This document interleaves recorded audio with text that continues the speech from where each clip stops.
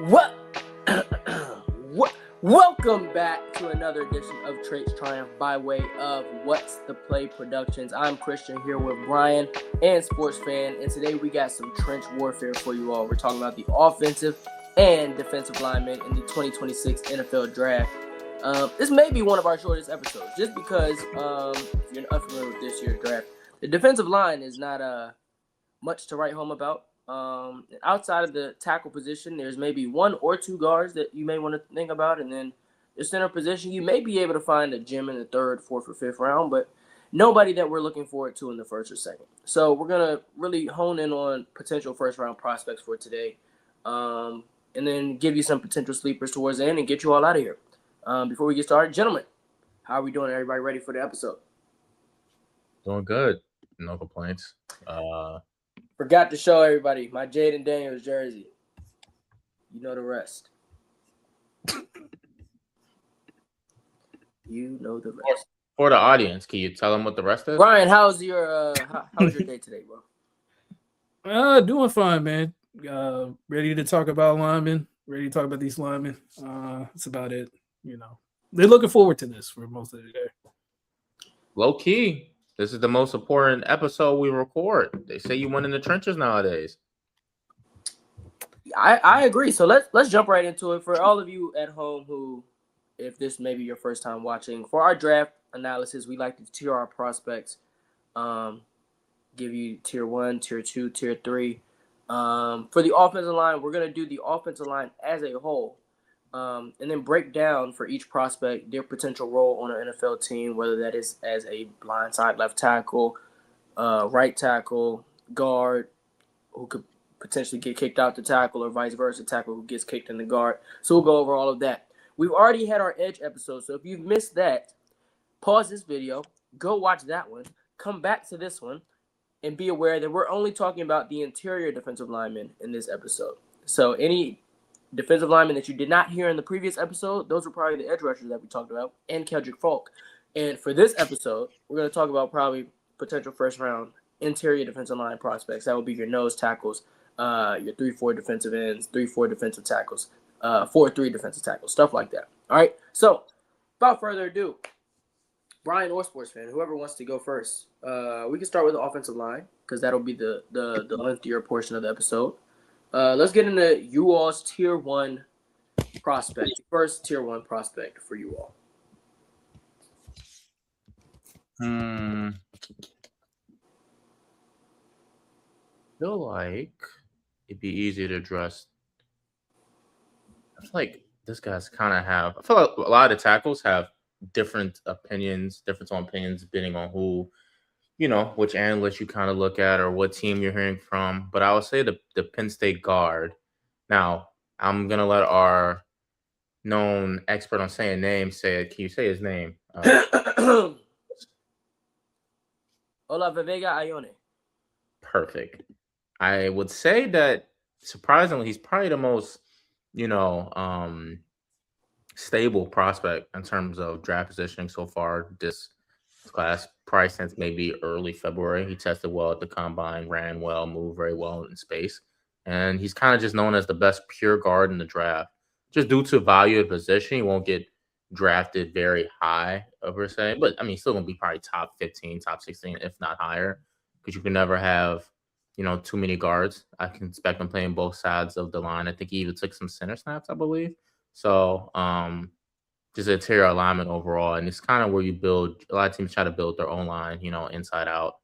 I wouldn't be surprised if a team like that just got rid of a guard, like the Ravens, or another team like that try to draft him. He kind of fills that role very well for a lot of teams in that interior O line. And then I'm trying to think, was there anyone else? You want me to just talk about one, or would you want me to keep going with anybody else I had in mind? Well, no, I mean, we can start off with one and then pass it around and then see if anybody had a different number one, because it sounds like this is probably all around. Just as a guard, it's not the most valued position. So in comparison to the tackles that may go before him, like Francis Mauigoa, who a lot of people have as maybe their offensive tackle or offensive lineman one, however you want to call it.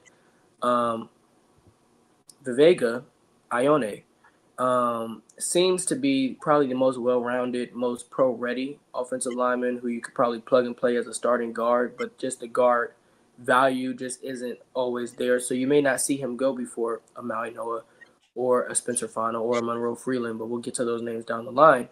But came from the Penn State, Big Ten. I love drafting Big Ten guards, Big Ten linemen in general, is because that conference in college football is predicated on running the football, and Penn State focuses on running the football because they did not have quarterback play.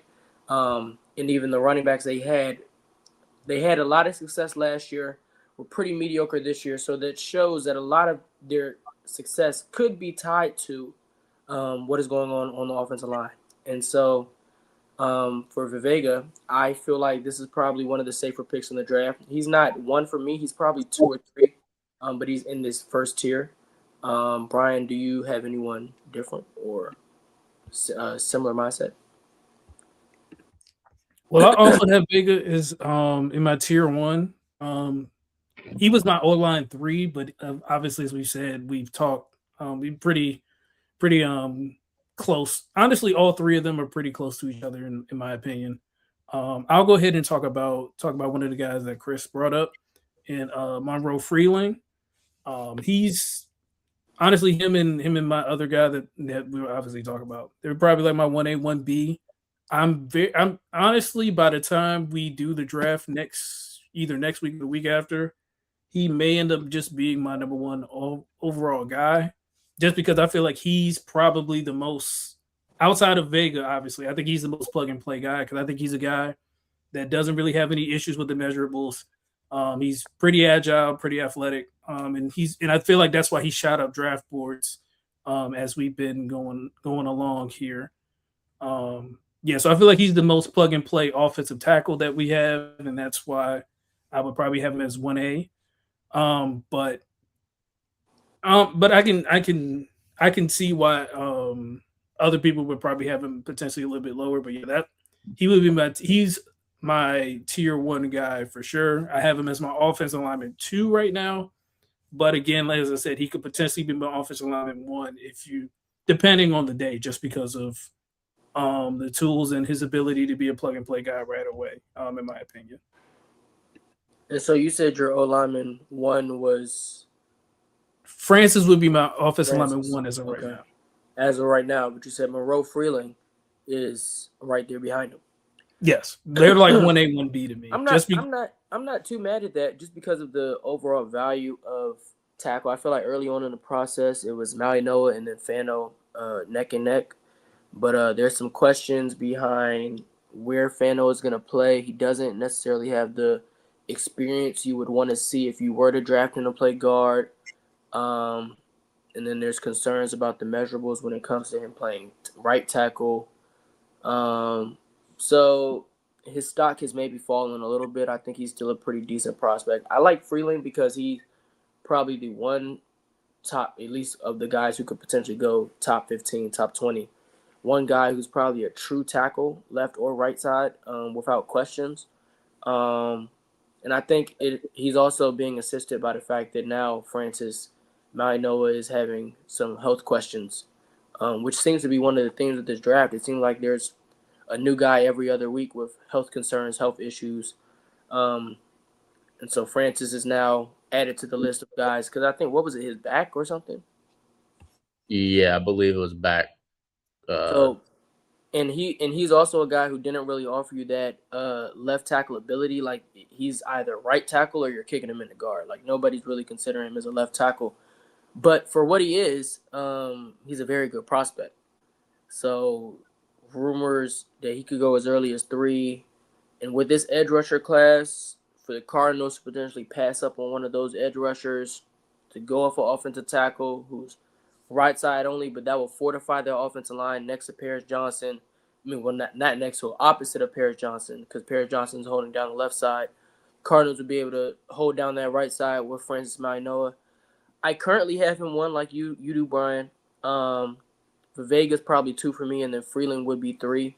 But Mauigoa is just holding on, and that's medicals. It's just like the Jordan Tyson. Like, if the medicals come back good, then just like Jordan Tyson, Jermont McCoy, Avion Terrell. It's like all these medicals got to come back good for us to really completely buy in on these prospects. And if the medicals don't come back great, I don't think he has that much of a talent gap over the next two for me to keep him as my offensive lineman one. Yeah. Before Jalen goes, all I want to say is the reason I probably should have been a little bit bolder. It just put Monroe as my O-line one, but the only reason why I have Francis as my O-line one, kind of as you said, basically for the majority of this time, he's been a consistent O-line one.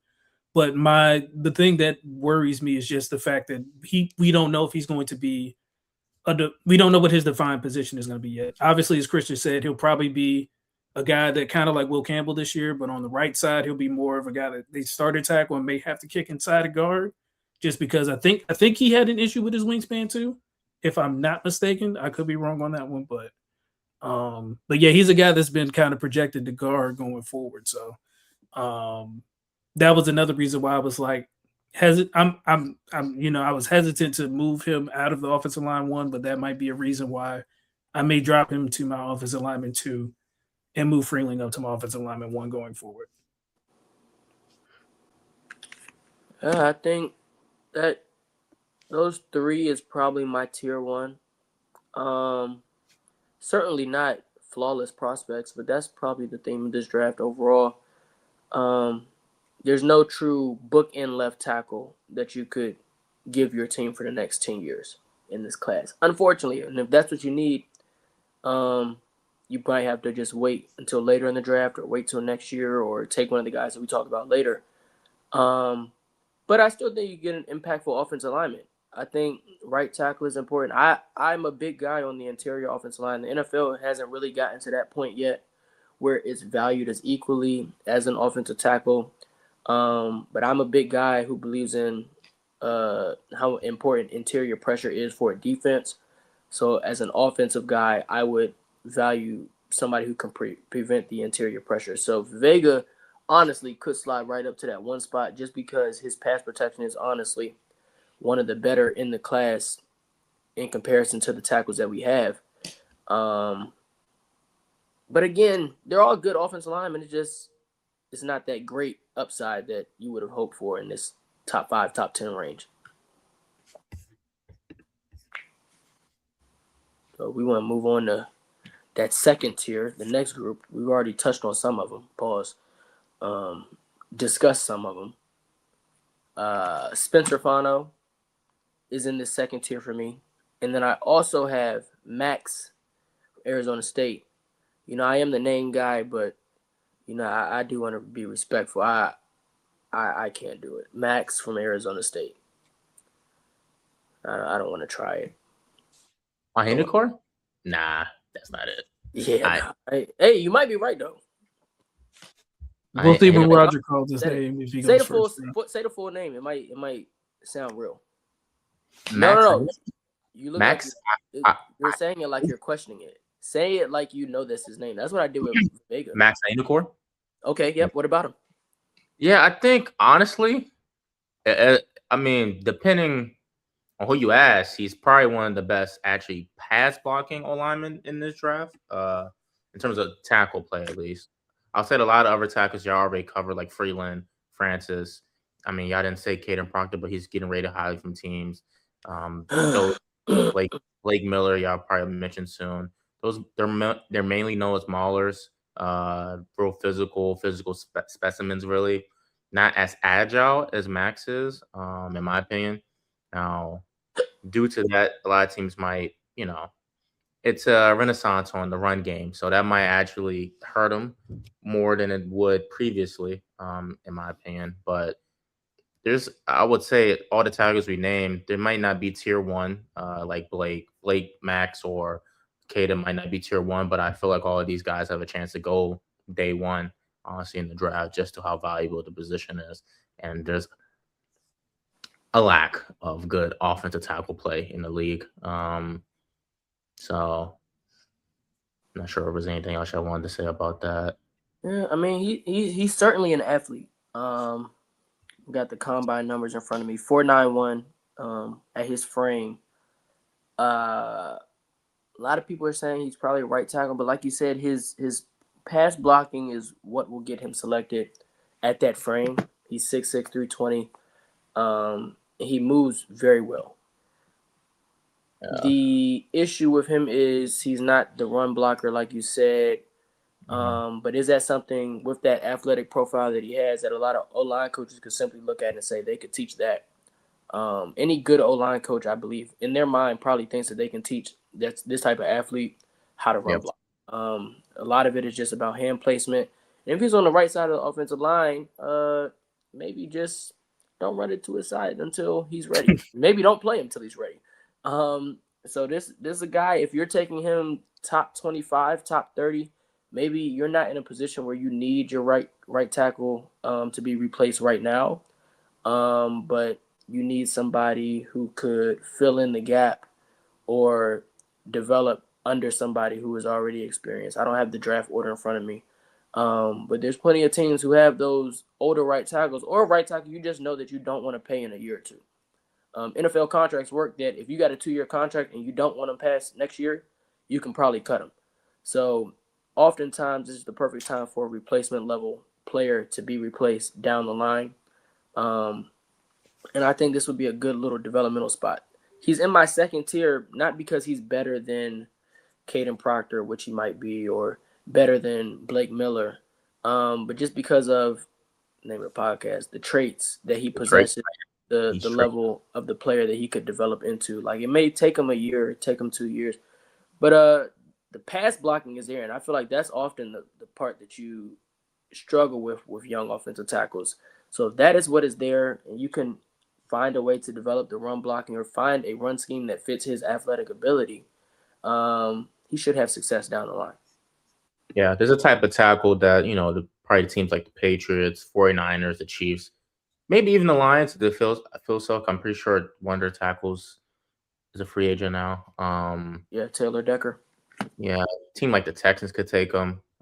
Maybe the Raiders at the end of start of first of the next round, stuff like that. Protect their young quarterback. The Eagles could do it. We've seen them kind of filter through tackles over the years. Or especially since we don't know how long Lane Johnson's going to play. Exactly. That's the type of team. So. You want to talk about Kadyn Proctor? Because go ahead, because I know he's not at your tier 2, Brian. So you can go ahead and talk about your second tier. Oh, you want me to talk about mine first? I'm sorry. Yeah, go ahead. Okay, so for my tier 2 right now, I have both Utah guys.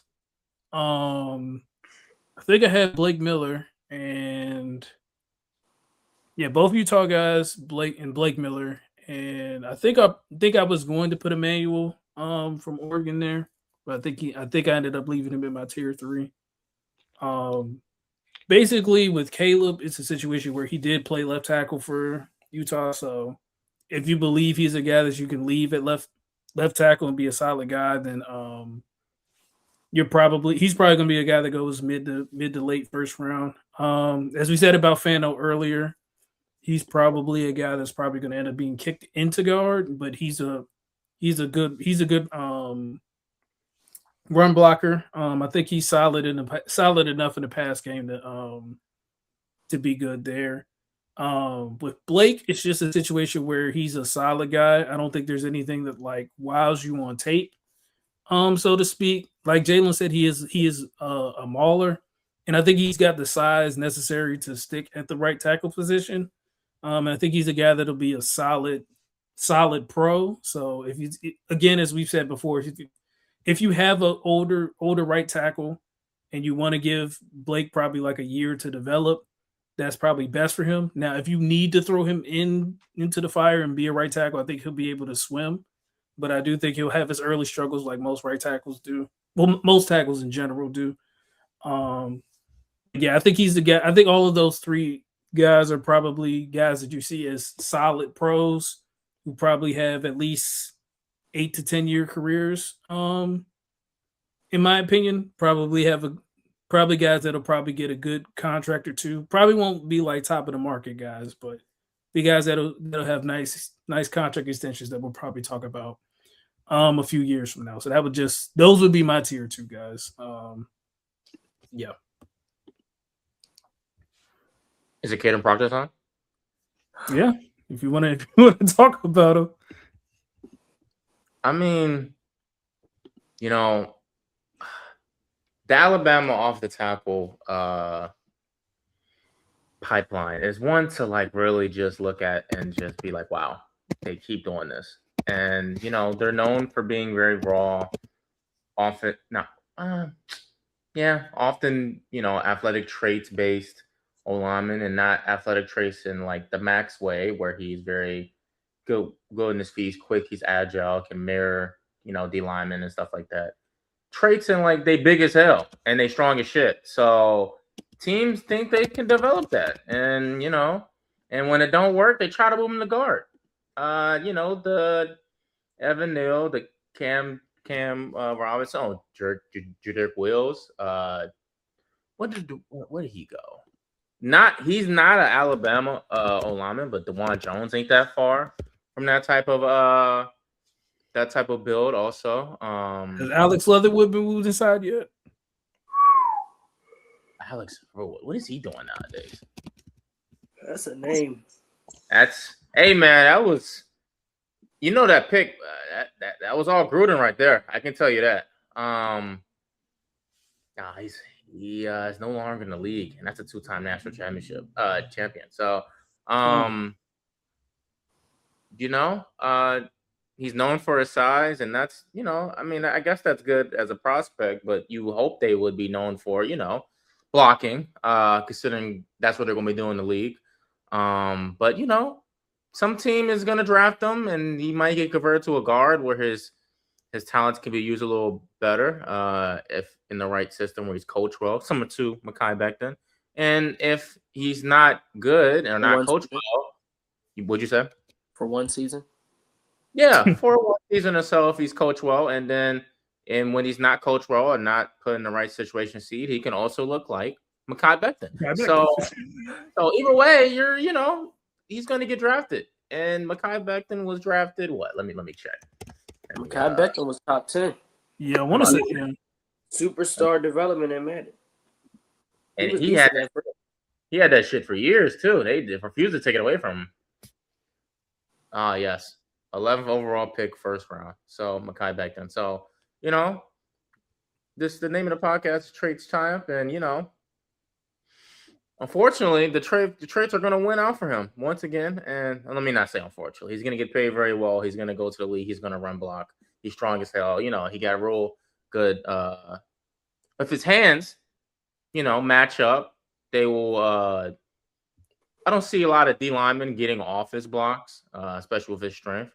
Now, I believe what's really going to happen, they're just going to have anybody with some type of burst or speed and just going to run right around him, because that's what happened a lot in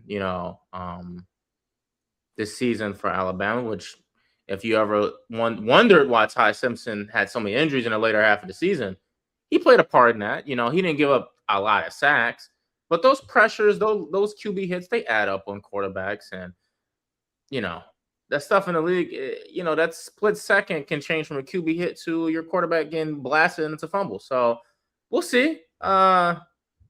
Hopefully they make him the guard. I really don't think he can play tackle, but we'll see. But he big as shit though, so that's always a positive. Let me think. Was there anybody else I wanted to? You talk about Blake Miller, man? Caleb Malone. I'm not sure if y'all talked about Caleb, the other Utah tackle. Is it Caleb Lamu? I believe that's how you pronounce it. He's solid. Also, I would say similar to Max, known as more of a pass blocker than a run blocker, which is probably why you don't hear him as much. I would say it's kind of funny now that the league is now went to the point that we need more guys that are big, strong, and can run block compared to pass blocking, because I feel like it's the very opposite of what it used to be. At least for tackles, it used to be you want your guards to be able to run block, you want your tackles to pass block, but that's just, I guess, not a thing anymore. They believe they can develop the pass blocking with the traits, and then just the run blocking, just be a man out there. So let me check. I think a lot of it is more scheme dependent these days. depending on whatever running scheme the teams use. If their passing scheme moves their quarterback out the pocket a certain amount, you probably need guys who can move. So Kadyn Proctor, another guy, he'll be pretty scheme dependent. If you're dropping back 45 times a game, he might be decent, but he also doesn't have the greatest technique if it's a speed rusher. But if you put him out there and he's always lined up against a power rusher or somebody who loves to use a bull rush, he'll be all right. But if somebody moves one foot this way and the foot goes the other way, then he might struggle a little bit. And so, unfortunately, that's what most of the NFL is these days. So he's going to need a lot of coaching, a potential move to guard, just because they're not as nimble in the interior interior defensive line. But you got some who's also going to give him some problems, but that's going to be fewer and far between in comparison to the rest of the league. But yeah, Kadyn Proctor, it's a tier 3 guy. But the SEC experience, like, was he a 4-year starter, 3-year starter? He has a lot of snaps played. He has a lot of experience. Kadyn Proctor. He has a lot of snaps played. So, to some people that matters a lot. But, 6'8", 350. It's a big guy. Boy. So he played 3 full seasons. CT. 3 full seasons. That's almost 40 games. So he's a veteran. He'll probably know everything you need to know in order to play at the next level. He just has to be able to do it. So let's see if he can do it. I'm on the side that he's not able to, but he has a certain trait that some teams will like, and that is just that he is a humongous human being. Don't know if you guys. Sometimes that's all that matters. A humongous human being. We'll see it matter when it's time to play football. He just turned to SEC, man. Respect him. Let me check my list. Make sure there's no more tier 3 guys I wanted to discuss or that we haven't discussed already. I don't believe there are. Brian, did you have any sleepers that you wanted to allude to or talk about? Or no, like I said, Emmanuel was my only other real guy. I think we talked about him a little bit in the might have been the previous mock draft, but obviously he's my guard too. Unless obviously you're counting like Fano and Mauigoa as also possible guards. I just like his athleticism. I don't think he's going to be a guy that people try to experiment with and try to kick out to tackle.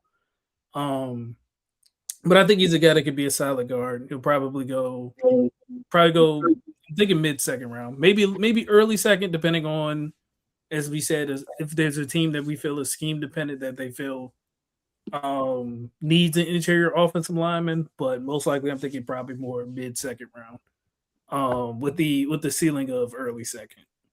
You talking about Emmanuel? Make sure I'm not. Yeah. Quick thing about him. I forgot to note. Key thing. Age matters. Max and Emmanuel, the guy you just mentioned, they're both 24. That's a thing. Or 24 when the season starts. So that is something that's not helping them per se. Forgot that to mention that. I can't forget about the age, man.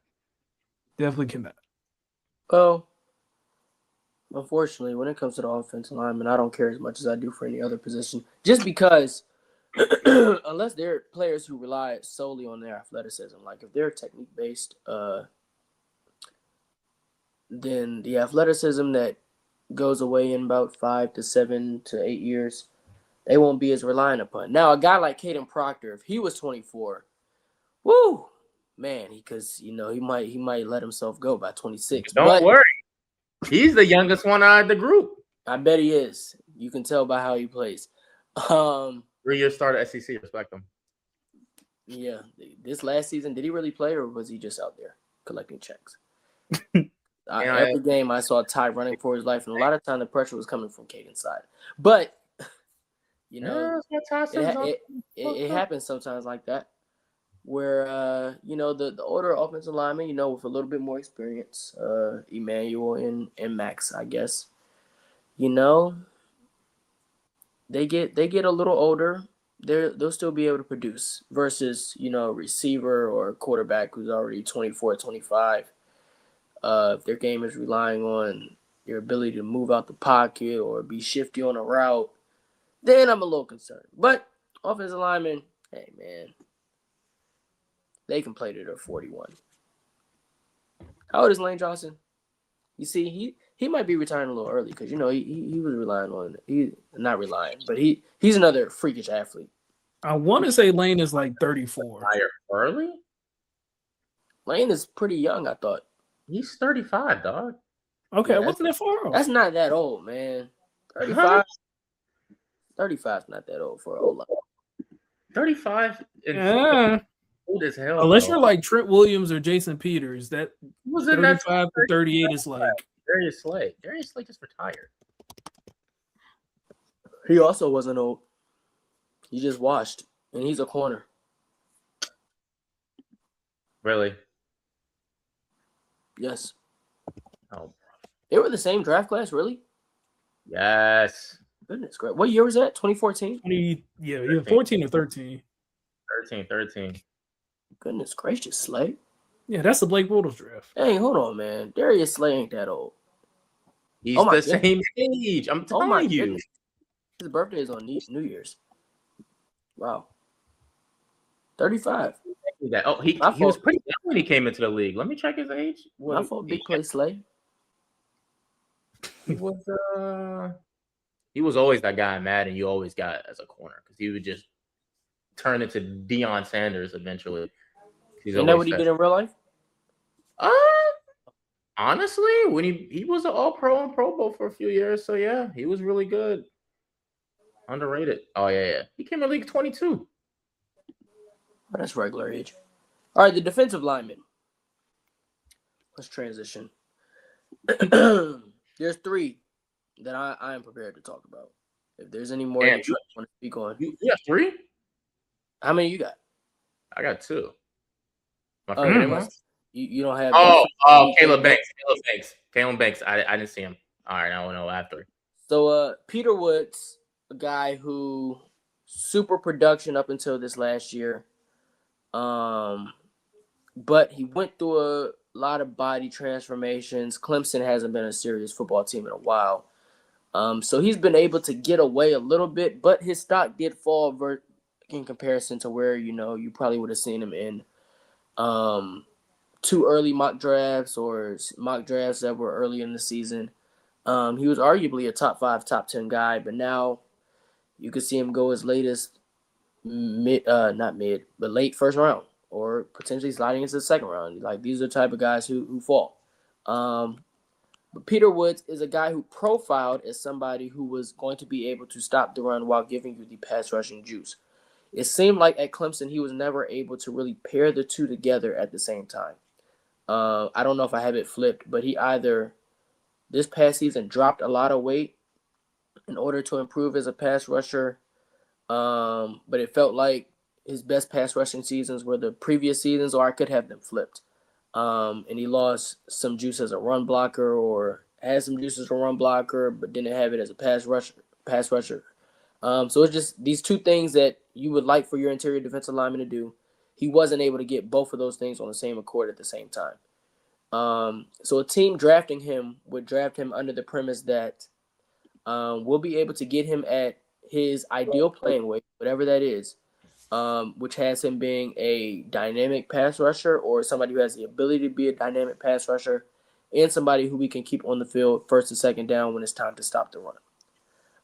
Brian, you're probably more well-versed on the Peter Woods topic than we are.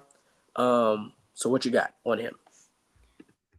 Yeah, so with Peter, I mean, as Miguel said, basically, I think part of the issue with Peter, at least even though his sophomore year, I think that was his most productive sack season, if I'm not mistaken. But his first 2 years, they basically had him. He was projected to be a defensive tackle in the defense that we were running because the defense Clemson mostly uses four down linemen, regardless of what package. But I think they run more of like a 4-2-5, if I'm not mistaken. So originally, when he was recruited, he was being brought in to be a defensive tackle. But I know for his sophomore year in particular, but I think his freshman year as well, they had him more as a more as a defensive end. So it would be TJ Parker on one side and then him as the defensive end on the other side. Now this year they brought in Will Help as a transfer, so they allowed him to move back into his natural position at defensive tackle. I do think that probably partially hurt him from a statistical standpoint, also having to learn a new defense on the fly. Well, not on the fly, but obviously having to learn a new defense. I think that might have hurt him as well. Also hurt TJ stock. And as we talked about in the first mock draft, I heard a lot of Clemson player stocks. Obviously, Will had his best. I think Will had the best season out of anybody, but I think that did hurt people's stocks. But yeah, I think that, as Chris said, obviously I think he's a guy that's going to be able to push the pocket, if nothing else, and be able to get to the quarterback. I'm not saying this is my comparison, but I think in a Leonard Williams type of way, be able to get to the quarterback, get some stacks, push the pocket. But I think he'll be more consistent in the run game than he's been the last few years, because the run game, the run defense has been a big question mark and a big the run defense in general for Clemson was a big issue, and that was why they had to change coordinators in the first place. So I think in whatever system he ends up with, I think he'll be better off. I do think with the way his stock is falling, it may be a situation where maybe he goes to like a Houston or somewhere like that, where there's an infrastructure around him where he's allowed to be maybe more of a rotational defensive lineman to start out, and maybe he shows why he was more of a top 5, top 10 type guy coming into it. So we'll see for sure. But that's what I would say about Peter's struggles and why he probably fell more than we expected him to at the beginning of the season. I would say on Peter Woods, I know you compared him to Leonard Williams. I would think, based on less on height, more on his weight. So I'm not sure exactly what he'll weigh at this point, because I'm seeing like different numbers depending on where I go. But I'm assuming he's going to be around 295 to 300-ish. And he has like very, compared to the rest of defensive tackles, I would say shorter arms than normal.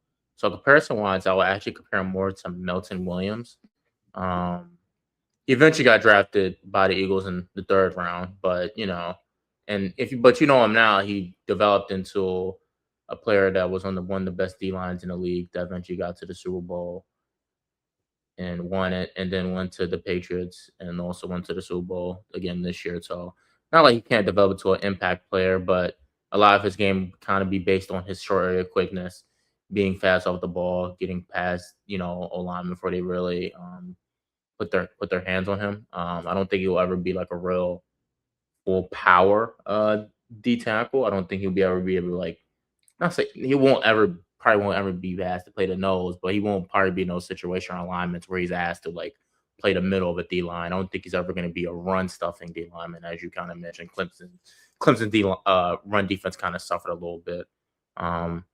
Still, this could be his weight, or changing of weight could be, based on what coaches ask of him. We've seen a lot of D-line prospects weight change drastically depending on the defense coordinator coming in or the scheme or stuff like that, and that could play a factor. But there's definitely, like, in terms of like probably raw talent, he's probably one of the more talented D linemen in this class. But just due to his, if I'm looking at this right, he has 3 percentile arm length and 7% wingspan. That could probably play a factor in why he's kind of struggled to stop the run. You can't reach and make those tackles in spaces where you kind of have to reach to be able to grab onto a passing running back or something like that, and you just couldn't do it. So he has to like literally beat his block immediately and kind of be there. It's some plays that look good, splash plays, but if I'm reading this correctly, he didn't, he only had 2 sacks last year and 3.5 tackles for a loss. That's not really statistics you usually draft high or high for a D lineman, especially an impact D tackle.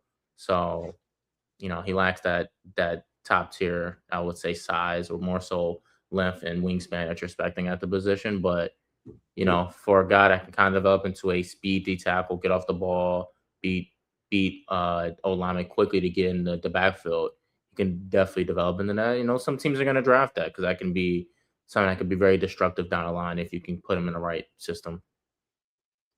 Teams like the Patriots and the Eagles are known for developing those type of players. And I think the next guy we're probably going to talk about Kayden McDonald, nose tackle, big body. Like SportsFan said, sometimes all that matters is being humongous. That's what he is. He's a nose tackle. He's going to stuff the run for you and isn't going to give you much else. No, doesn't have to give you much else with what you're drafting him for. You know what you're drafting. You know what you're getting. And not really expecting much in addition. If you get anything in addition, it's like, okay, well, that's great. But guys have anything extensive on Kayden McDonald that we can touch on? Yeah, quickly, I can say he's kind of probably just, funny enough, I would say he's the opposite of Peter Woods. I see poll comps for him is maybe Dalvin Tomlinson, if you ever seen him play for, I think I'm trying to remember who he played for before the Browns. I know he played for the Cardinals this year. But he got hurt. You said New York. Yeah, known as stuffing the run. You're not going to get much in the pass running department. I believe I'm looking at this, he only has 11 career pressure. So, of course, there's room to develop. You can kind of prove that. But I don't think anybody drafted him expected him to be a guy that's going to rush the passer. And especially in a league where running the ball has come more, the thing again. Jeremiah Love's going to get drafted high to draft players like Ashton Genty got drafted high. A lot of running backs got paid recently. Running the ball is coming back in style. So a player like Kayden McDonald can kind of fill in a lot of D-line rooms that kind of already have established, probably like an edge rusher or something like that. But now you kind of want to put a player that's going to plug those holes in the middle and really make, offense coordinators change their mind. Because I know a lot of offense coordinators, especially ones that I think all the ones that's kind of made it far in the playoffs this year, if they notice that you can't stop the run, they're just going to keep running it. So there's no point in really changing it. So you got to have guys out there that can actually establish the line of scrimmage and actually, make tackles. I'll say he's very strong. So in theory, while he might not get off the block and, get pressures or sacks, he can still collapse the pocket by pushing the O-lineman into where the O-line or to the quarterback is, which can help other players kind of clean that up and get, clean up sacks if needed. So, yeah, he's just, big as hell. What can I say? Yeah, I don't have too much to add there for Kayden. Yeah. Well, last guy, Caleb Banks, freak athlete. This is another humongous human being. 6'6", I believe. I could be wrong. I could be exaggerating. You're correct. 6'6", 327. Yeah, and then ran, I believe, 5:01 at the combine. What a broken foot. Yeah, so another guy, Medicals, who somehow ran crazy with the bad medicals, unlike some of our other Clemson guys. But I believe what is having him potentially projected late first round, middle to the middle of the second round, is this athleticism and the idea of what he could potentially become at that frame. You'd assume that he will be a pretty good run stopper day one. And the athleticism says that there is some pass rush juice there, and that may be something that could persuade a team to take him over a Kayden McDonald. Just because Kayden McDonald's pass rush upside doesn't really seem to be as high. But the Caleb Banks potential for pass rush upside seems to be there, seems to be present.